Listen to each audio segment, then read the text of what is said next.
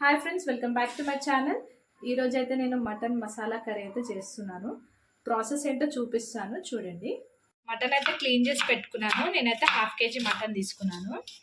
Onions అయితే cut చేసుకుంటున్నాను. పెద్ద పెద్దగానే కట్ చేసుకుంటున్నాను, ఎందుకంటే ఆయిల్లో ఫ్రై చేస్తాను నేను.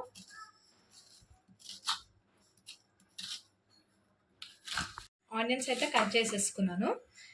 టమాటోస్ కూడా కట్ చేసుకుంటున్నాను. ఇది కూడా పెద్దగానే కట్ చేసుకుంటున్నాను. ఇవన్నిటిని ఆయిల్లో ఫ్రై చేసి పేస్ట్లా గ్రైండ్ చేస్తాను. పచ్చిమిర్చి కూడా కట్ చేసేసుకుంటున్నాను. అలాగే ఇప్పుడు ఆనియన్ని టమాటాని అయితే ఫ్రై చేద్దాం ఆయిల్ వేసి. ఆయిల్ అయితే హీట్ అయింది. హీట్ అయ్యాక ఈ ఆనియన్స్ అయితే వేసేస్తున్నాను అందులోనే.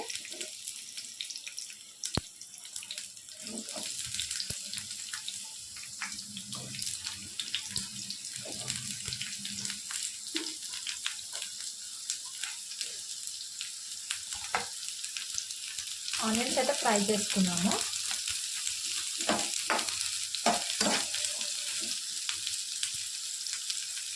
ఆనియన్స్ అయితే ఫ్రై చేసేసుకున్నాము. లైట్ బ్రౌన్ కలర్ ఫ్రై అయితే సరిపోతుంది.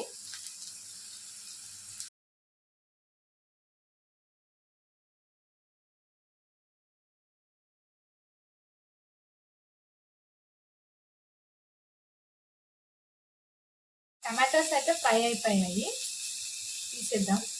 అలాగే ఇందులోకి అయితే నేను కాజు ఇంకా కొబ్బరి అయితే ఎండిన కొబ్బరి అయితే ఫ్రై అయితే చేసేసుకొని గ్రైండ్ చేద్దాం. వీటిని కూడా లైట్గా ఫ్రై అయితే చేసేసుకున్నాను. దీన్ని అయితే గ్రైండ్ చేద్దాము. సో ఇదైతే నేను గ్రైండ్ చేసి పెట్టుకున్నానండి. ఇప్పుడు మనం మటన్ అయితే తీసుకుందాం. కుక్కర్లో వేసేసుకుందాం డైరెక్ట్గా. మటన్ అయితే వేసాను. సో తగినంతగా కారం అయితే వేసుకోండి మీరు. మాకు సరిపోయేంతగా నేనైతే వేస్తున్నాను.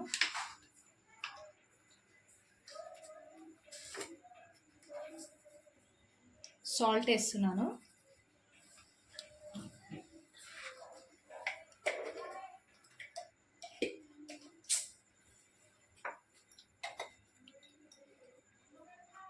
పసుపు వేస్తున్నాను. అల్లం వెల్లుల్లి పేస్ట్ అయితే వేస్తున్నాను. ధనియాల పౌడర్ అయితే వేస్తున్నాను.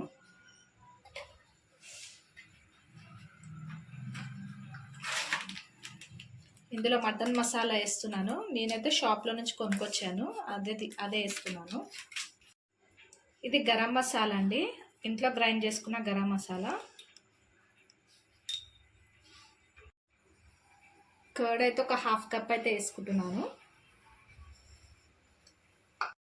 కొత్తిమీర పుదీనా కూడా వేసేస్తున్నాను ఇందులోనే. పచ్చిమిర్చి అయితే వేసాను. ఇందులోనే ఏదైతే గ్రైండ్ చేసుకున్నామో అది కూడా ఇందులోనే వేసేస్తున్నాను. కొబ్బరి, కాజు,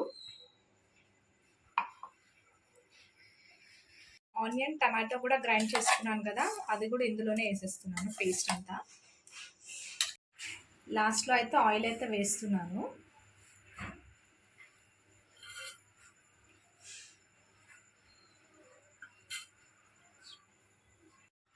ఇదంతా మంచిగా కలిసేలాగా కలుపుకోవాలండి. ఏవైతే ఐటమ్స్ అన్నీ వేసామో అవన్నీ మంచిగా పీసెస్కి పట్టేలాగా ఒక 5 minutes అలా కలుపుకోవాలి.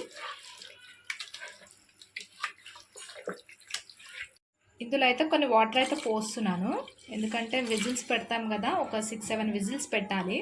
మాడిపోతుంది కాబట్టి వాటర్ అయితే పోసుకున్నాను కొన్ని. నేను ఒక 5-6 విజిల్స్ అయిన తర్వాత మీకు చూపిస్తాను కర్రీ అనేది ఎలా అయిందో. సో విజిల్స్ అయితే వచ్చేసాయండి. కుక్కర్ మూత అయితే తీసి చూద్దాము.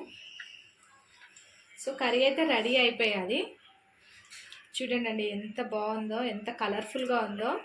గ్రేవీ కూడా మంచిగా థిక్నెస్తో వచ్చేది. మటన్ కర్రీ అయితే రెడీ అయిపోయాది. సో నేనైతే ఇవాళ చపాతీ చేశానండి. సో చపాతీతో మటన్ కర్రీ తింటున్నాను. చపాతీ అని కాదు, వైట్ రైస్లో అయినా తినొచ్చు. వైట్ రైస్ కన్నా ఇంకా బగారా రైస్లో తింటే ఈ కర్రీ ఇంకా సూపర్గా ఉంటుంది. సో ఇదండి ఇవాళ వీడియో. ఇది మీకు నచ్చినట్టయితే లైక్, షేర్ అండ్ సబ్స్క్రైబ్ చేసుకోండి. బాయ్.